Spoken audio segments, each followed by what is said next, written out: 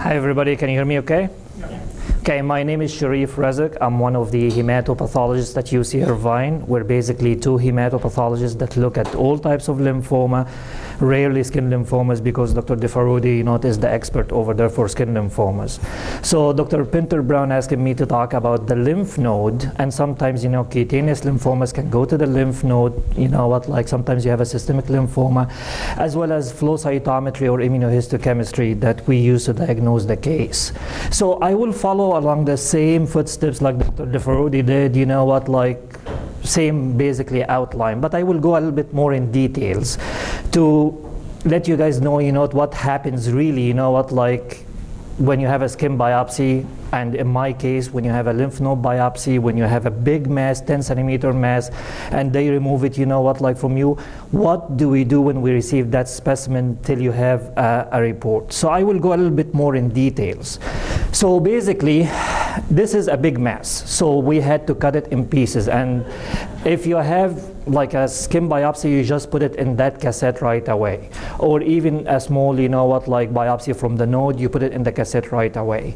If you have a big mass, then you have to examine it. And gross examination is really important. And it's usually done by the pathology residents or the pathology faculty at our institute. So it's very important if you have a big mass that you take sections of the lesion, because there will be margins, there will be sections with no tumor in it. So you have to cut it into small pieces and then put them in the cassette. As a general rule, we teach the residents to put them into kind of a nickel-sized sections. So you put them in that cassette, and then you fix the tissue to prevent the cells from dying, from degenerating, and so on. You dehydrate it, you remove the water from it by alcohol, and then you remove the water, and then you put it in paraffin. And paraffin is like wax, so you put the wax to make the tissue hard. And this is what we do actually. Basically, you see that block over here, and you put it on a microtome. It's basically a very sharp knife. And what happens over here, you cut it into very small pieces. It's like films. And you still have your tissue over here. You just took very small pieces. And then you took these actually thin slices, and you put it in a warm water bath. Sorry. And by the way, since to answer that question about if you did your sections in one institute and now you're seeing someone else, this is the key over here. This paraffin block, if you notice, we took several sections. We took 10 sections or whatever, but most of the tissue is still remaining in the block. So if you go see another specialist, basically we can send the slides that were done already. Sometimes, actually we need to do more. We need to do more stains, I'm gonna show you. So we ask for the paraffin block. And even if you lose the slides, the original slides, as long as we have the paraffin block, we can take that paraffin block and go through these steps like we see over here, cut more slides, to look at the case or do more stains. So we have the water bath over here. We take the slide, the glass slide, and basically capture that tissue over here. And then put it in the oven so that it sticks to the glass slide. Of course, we label the slide. And now we have a tissue, a sample of your tissue on a glass slide, but it is unstained over here. So as mentioned before, we stain it by hematoxylin and eosin so that it will give you the different shades for the different cells over here. So now that case is ready to be looked by the experts in pathology. You must really have bad insurance, Basically, those are my kids, but the point I'm showing this slide is because you asked about, an academic center, versus a private practice or so on. This is one of the advantages, honestly, of being in an academic center. So this is a multi-headed scope. It has 18, scopes. So 18 people can look at the same case, at the same slide that we're looking at. The benefit of that, we have an 8 a.m. morning conference where the residents, faculty look at the most interesting cases. We have a 4 p.m. consensus conference where the difficult cases have the faculty looking at them to make sure that we reach the right diagnosis. More importantly, we have the tumor board. And we talked about the clinical pathologic correlation. This is where it play with, it's really important even for nodal disease. So basically, we have the hem-onc team, the pathology team, or the hematopathologist showing the cases and so on, and agreeing on does this fit clinically or not? Okay, so now we have the slides. I really want you guys to make a diagnosis. You'll be surprised. It's not always as hard as you think, making a diagnosis, but I will prove it to you. You're going to make a diagnosis over here. So to make a diagnosis, basically you need to know what's normal. This is the most important thing. If you know the normal, you will recognize what's abnormal. So over here we have a lymph node. So what does a lymph node consist of? We have a capsule, which is over here. Then we have the cortex. And the cortex basically has the follicles. And the follicles where mainly B cells live. So here are the follicles over here. So this is the B cell area. Then we have the paracortex, that blue area. This is where T cells live, along with the antigen-presenting cells, which are the dendritic cells. And then we have medullary cords and sinuses and vessels and so on. So if you look at this area, light pink area, this is where the histiocytes and macrophages live. That a little bit, that's purplish, parallel to the sinuses, is where plasma cells go in and out of the lymph node. So I always show this slide for residents rotating for the first time, for students, so this is the normal.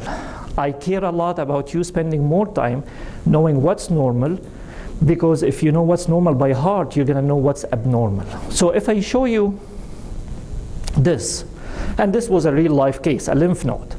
I look at it, here is the capsule over here. Now here's the cortex, and it has the follicles. Here is the paracortex, where the T cells are.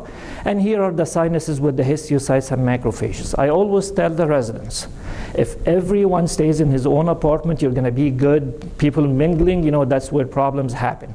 So when you see this, what do you think? It's a completely normal lymph node. It's not like a benign or malignant, even it's a completely normal lymph node. This probably were taken because they are looking for another mass and it was a lymph node in their way or something, maybe minor enlargement, but this is a completely normal lymph node. So now it's your turn to make a diagnosis now. And this is another real life case. What's wrong with this picture over here? Follicles away from their normally assigned compartment. Remember, follicles are actually usually in the cortical area, so they should be here. So these guys are good. They are in their respective area. But you see it all over the lymph node. Can you think of a diagnosis? Take a wild guess. So I heard follicular lymphoma. That's a differential diagnosis. It's not the diagnosis, but it's a follicular lymphoma. What's the counterpart of the malignant follicular lymphoma? It's called follicular hyperplasia. It's a reactive condition. So why would you get follicular hyperplasia? Remember, the follicles is where the B cells actually go inside and they differentiate after the germinal center into plasma cells to produce antibodies.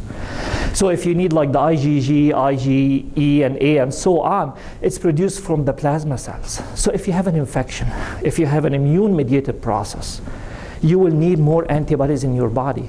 So actually, instead of accusing the lymph node of being malignant, we should thank him because it's expediting the immune process, so that we have more antibodies. So when you see this picture, you think of follicular hyperplasia, that there's something going on that the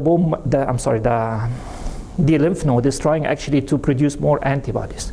So since we said the differential diagnosis of follicular hyperplasia versus follicular lymphoma, I'm just showing you over here, this is a follicular lymphoma, this is a follicular hyperplasia. The way we differentiate is the density. If you see more follicles, if they are back-to-back or closely packed, it's more towards a lymphoma. If they are widely spaced like we see over here, it's more towards hyperplasia.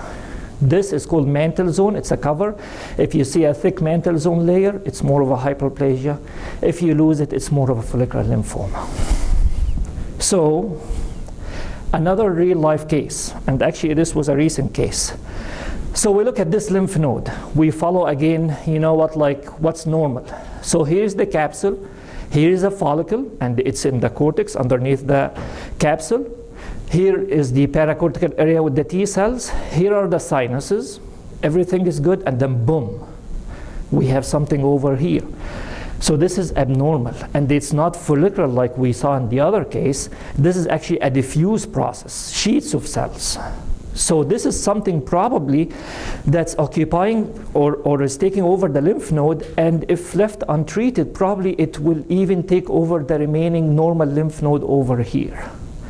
So what should we think of? And in general, if I'm in the lymph node, I always teach the residents, differential diagnosis, think who lives there first before thinking of who's visiting the lymph node.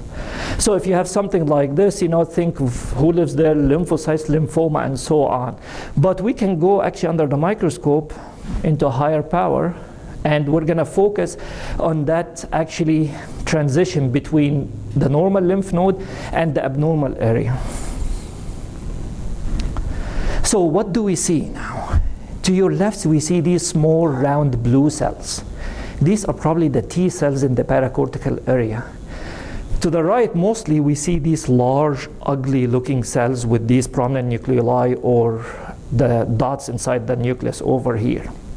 So we see large, ugly looking cells, discohesive in a diffuse process, taking over the lymph node, and these are the small reactive lymphocytes. So this looks like a large lymphoma in the lymph node, like Dr. Pinterbaum mentioned. B-cell, you always think B-cell lymphomas first. So we have the most common lymphoma in the world is diffuse large B-cell lymphoma. It has to come in the top of the differential diagnosis. We have large cells, they are diffuse, they are taking over the lymph node. Let's just make sure that they are high grade. Their chromatin pattern looks like they are high grade. We look for mitosis. Here's a mitosis over here. Here's another mitosis. So that means that the cells are dying and there's a rapid cell turnover. So to me, based on just the H&E stain, I'm thinking of a diffuse large B-cell lymphoma. How to prove that diagnosis is by the ancillary studies like immunohistochemistry and flow cytometry. And let me show you. So these are the main ancillary studies that we use. Immunohistochemistry, the different CDs that Dr. DeFarodi talked about. Flow cytometry, cytogenetics and FISH, and molecular studies like the B and T cell gene rearrangements. I'm going to talk about these two quickly. So immunohistochemistry, it's very simple. Like the process we had, you just put the antibody, and that antibody will react if that cell has a receptor for it. So if it's a T cell, it will have a receptor for CD3, so it should be positive for it. It can be as simple as a manual process that you can do it, like in a small area, or it can be as an automated process like this that can handle hundreds and thousands of slides per day. And this is actually in our lab. We have 4 of these large processors and stainers over here. So everything is submitted at night. The histotechs, they come at 2 a.m. so that the slides will be available for us to review at about 9 a.m. so that we have it in a suitable time for the report to be out and for the clinician to act on it. So I will go back to this case and give you an example how I would use this. So now I know that this part is the small reactive cells. These are the large malignant cells. So let me focus on this and see what cells are these. So when I do a CD3 stain, look, these small reactive cells are indeed T cells. And more importantly, the large cells, blue is negative. The large cells are negative for CD3. It's mainly the small cells. When I do CD20, which is a B cell marker, now I see that all of these cells, the large cells, you can see that they are large, to the right of the screen are mainly positive. So I know that this is a B cell lymphoma. So it's getting closer and closer to a diffuse large B cell lymphoma diagnosis. I'm not going to show you all the markers because I have to subclassify it even, but I'm just going to show you one other marker is the Ki67, which is a proliferation marker that will tell you if you have a low-grade lymphoma or a high-grade lymphoma or an aggressive lymphoma. The more brown you see, if you look at the right area of the screen where the large cell lymphoma is, a lot of the cells, about 50 or 60% of them are positive. So that tells me that this tumor is highly proliferating. So you need to act fast, you need to treat it fast. It is not a low-grade lymphoma. So in addition to many other markers, this case is diagnosed as a diffuse large B-cell lymphoma. Now, I know I'm going to lose some of you on the flow cytometry part. It's a little bit complex, so I will try my best. Please stop me, you know what, like if you have questions. So what is flow cytometry? Cell measurement, cell is cyto, measurement is metry, as the cells move in a stream, which is flow. So that's where the name flow cytometry came from. So what do we do with flow cytometry? What's the benefit of flow cytometry? It's more or less like, think about immunohistochemistry, like the CD markers, except with immunohistochemistry, you do one marker at a time. So you can do CD3, sometimes you can do dual staining, but in general, we do one marker at a time. So you can look at CD3 in those lymphoma cells. The flow cytometry you can put, as in our lab now, we can put 10 antibodies. So you can see if that cell is co-expressing these 10 markers at one time. So we will have an idea, even a deeper down dive, it's a T cell, but what about the other T cell markers? Did it lose any of the other T cell markers like mycosis fungoides? I'm going to show you a case, or a Sézary syndrome. I'm going to show you a case. So that's the benefit of flow cytometry. It's rapid. You can, 3 hours, if I receive the case in the lab, I can give you the report in 3 hours. So it's rapid and so on, but the downside is it needs a lot of cells. We basically analyze, you know, we can analyze up to 5 million cells. So for instance, for skin lymphoma, it's not getting so far a lot of traction because the cell yield is low. Low tumor cells, connective tissues a lot, so it does not, you know what, like give us the results there are a lot of reports recently, specifically with cutaneous B-cell lymphomas, that you can use flow cytometry in the skin, but in general we do not use it, at least at UC Irvine. So what happens? It works best on blood or bone marrow, but if we have tissue, we can release the cells from the tissue as well. So we receive your blood, we spin it down to concentrate the cells, we add a lysing agent to lyse the red blood cells because we're focusing on the white blood cells over here, and then we divide the sample into different tubes and put the antibodies that we are targeting in that tube. And then this is the 10-color flow analyzer. We have a 10-color flow analyzer and a 5-color flow analyzer at UC Irvine. So we put these markers, and then this is what happened. The injector tip is over here. We force the cell to go into a single file because guess what? Every single cell will be analyzed by laser, and we have the detectors over here. So that's why we can analyze like millions of events. And regarding the question, does every center have this? No. This is a high complexity test that not every centers, it's usually big centers will have the flow cytometry. You can contract, if you are in a physician's office, you can contract with a flow cytometer lab to send your samples over there, but not everyone has this, and definitely not every center has a 10-color flow analyzer like we do. So anyways, we force the cells to go into a single file. We have the laser over here, and we have the detectors, and the detectors will translate that information into histograms. So the forward scatter detector will basically judge the cell based on its size. So large or small, it will go into a separate area on the histograms like I'm going to show you. The side scatter, it's a right angle. It will judge the cell based on the complexity of the cytoplasm, meaning does it have granules or not? And accordingly, it will be placed on the histogram in a certain way.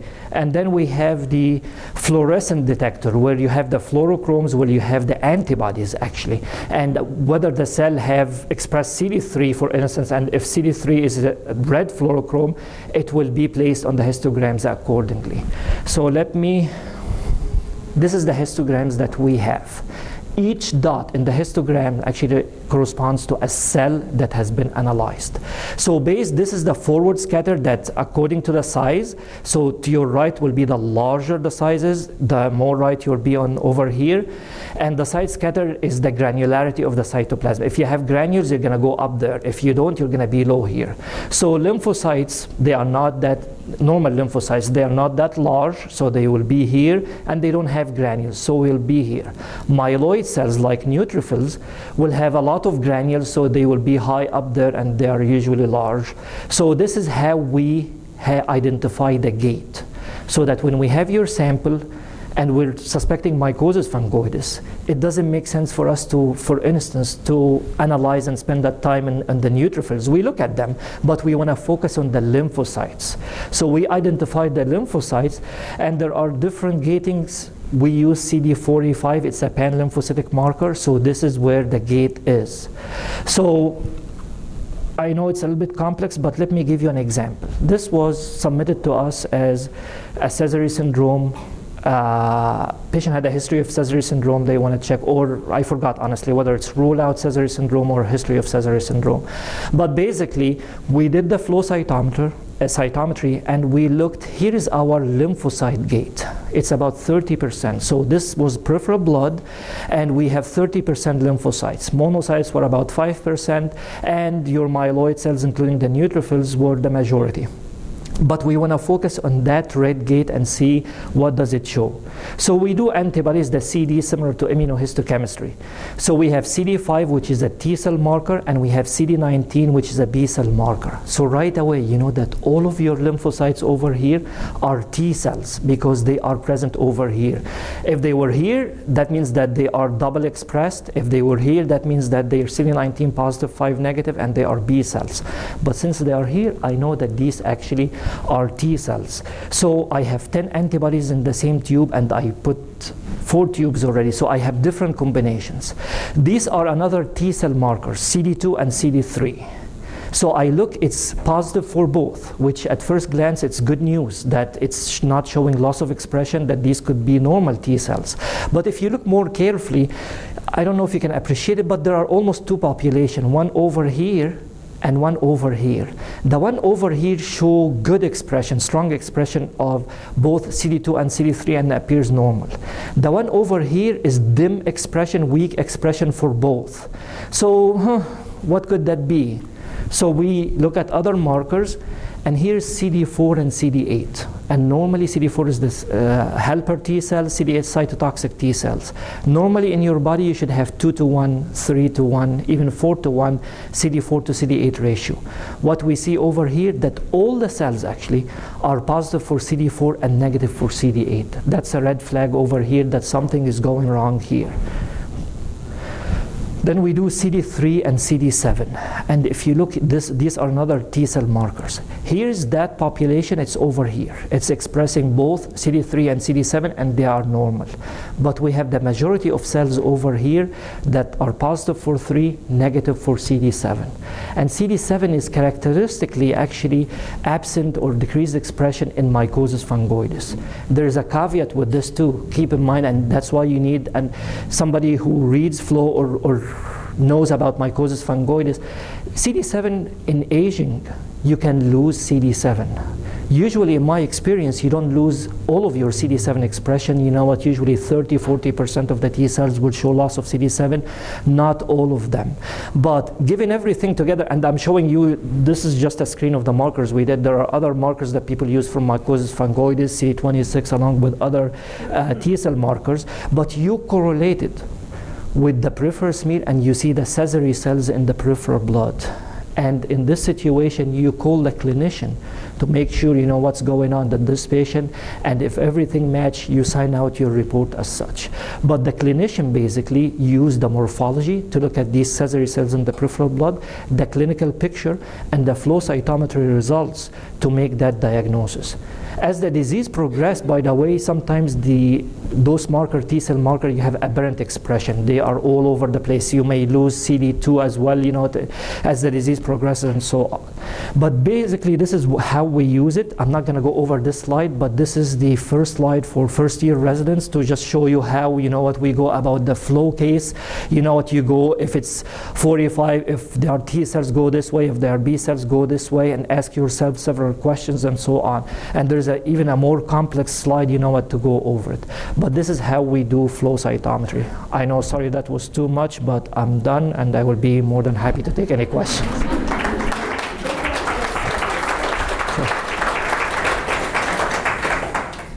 Why are those Sézary cells?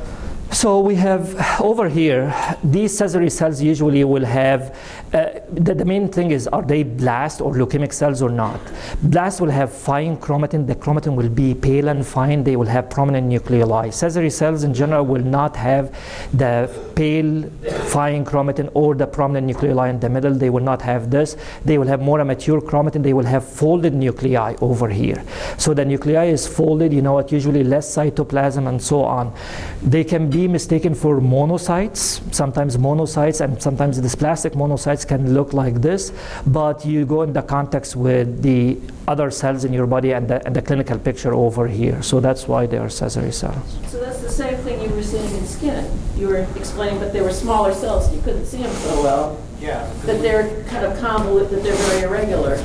This is just a really nice picture of it. Yeah, So it's you can see each cell. it's usually not that easy like that. Yes, sir. So is the flow cytometry used in addition to your other stains to confirm a diagnosis, or is there separate treatment implications or therapeutic implications that you can gather from the flow cytometry? As a general statement, it's usually an additional confirmatory. However, keep in mind that by flow cytometry, we're able to do a lot more antibodies. Some antibodies will actually, we have targeted therapy towards that Dr. Pinter-Brown would like to know about them, like CD25 and so on, so we can provide that information for her. And most of the markers, having said that, can be done by immunohistochemistry. So I guess the question is, if someone has an early T1A lesion already diagnosed, should they have flow cytometry? Is that going to give additional information that could affect treatment or therapy choices? You're talking about on their skin or on their blood? A blood flow. Blood, that's what I wanted. So yes, in the blood, because first of all, by the way, you cannot do immunohistochemistry in the blood. It has to be tissue. So yes, in the blood, it will be really helpful. We use it a lot, like for monitoring disease in the peripheral blood. Instead of going, for instance, into a bone marrow biopsy for a certain leukemia, if you see blasts, if you see leukemic cells in the peripheral blood, flow is crucial. CLL, chronic lymphocytic leukemia, you can make the diagnosis just by morphology in the peripheral blood and by the flow cytometry. So in this angle, yes, flow cytometry is valuable this way mainly when you can do it in peripheral blood. If you have a early T1A lesion, what would be the chance that your flow cytometry would be positive? Would that be very unlikely to be positive? Probably it will not be positive, but I will defer to Dr. Pinter-Brown. I guess the question is, should I do flow cytometry in an early lesion? You've asked a controversial question. So, and this has been argued about, and it kind of depends a little bit on the healthcare system, I guess. Every patient I see has flow cytometry as a baseline. As a base, I understand. Yeah. What are the chances it's going to be positive if you have early stage disease? Very small. Every once in a while, though, you'll see somebody who has the same clone floating around in their blood as in their skin, and I bear that in mind when I'm treating them. Because let's say, we'll get into this after the break, but let's say I've chosen to treat them just with something that's focused on the skin. If it doesn't work so well, remembering that there's this other little business that's maybe in the blood, I might start using something that's systemic a little earlier.